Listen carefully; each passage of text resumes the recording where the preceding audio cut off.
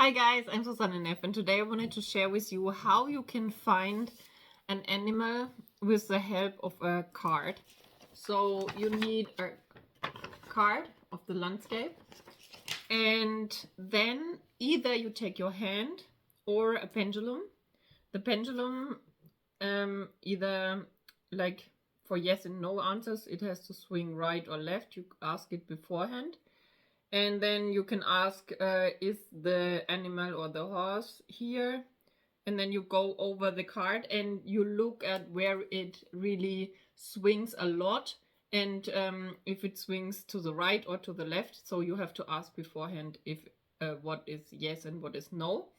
And you can also do it with your hand, going over the card, and where it's warm, this is where the animal is most likely.